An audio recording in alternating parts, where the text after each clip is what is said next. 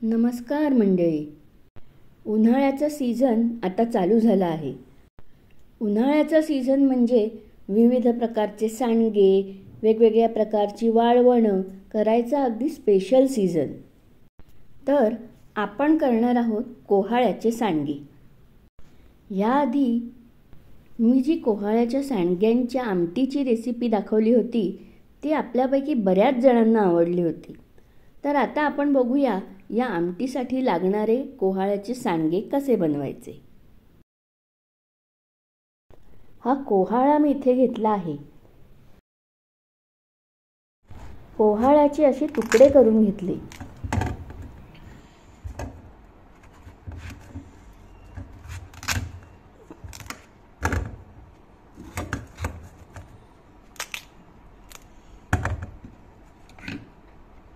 आणि किसणीवर साल न काढता जेवढे जमेल तेवढे किसून घेतले.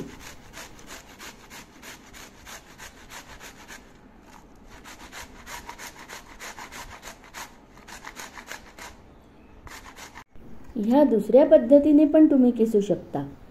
आधी कोहाळ्याचं साल काढून घ्यायचं आणि मग तो किसायचा. कुठल्याही पद्धतीने किसून घेतला तरी चालतो.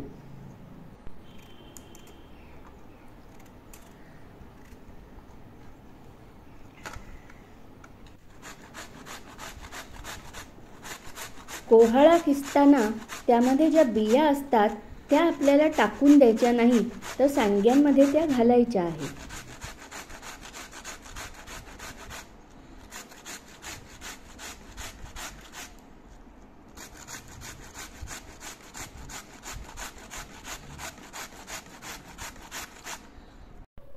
साधारण 1 वाटी होईल एवढा मी किस इथे घेतला आहे.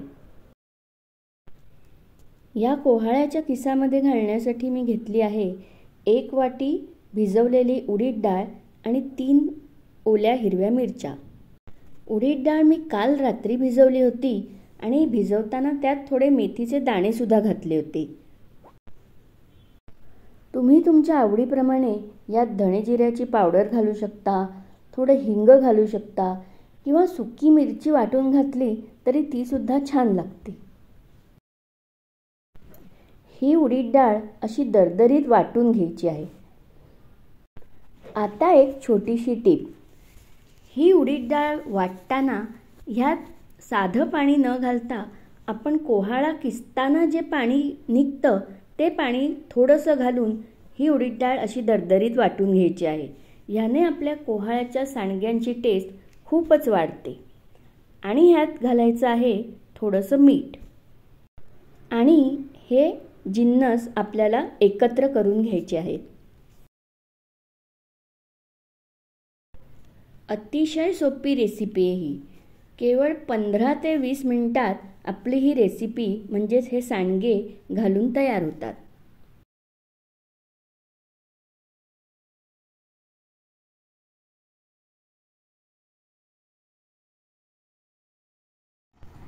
आणि मग या ताटावर मी हे सांडगे असे घालून घेतले. तुमच्याकडे जर प्लास्टिक असेल तर त्याच्यावर हे घालणं फारच सोयीस्कर. माझ्याकडे आत्ता प्लास्टिक अवेलेबल नव्हतं म्हणून मी स्टीलच्या ताटावर हे सांडगे घातले.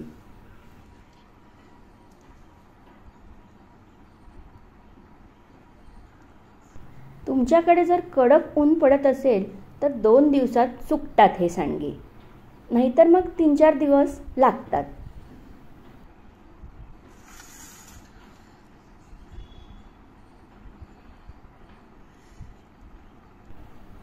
आहे ना अतिशय सोपी रेसिपी.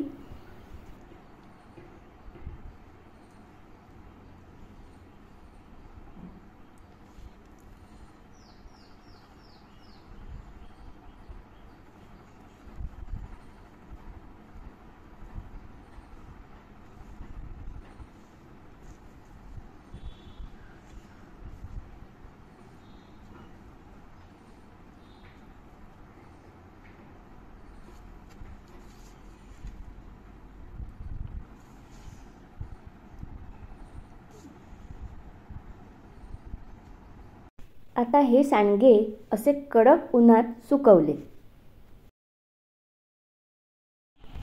आणि दुसऱ्या दिवशी हे असे उलट करून घेतले आणि परत एकदा सुकायला ठेवले.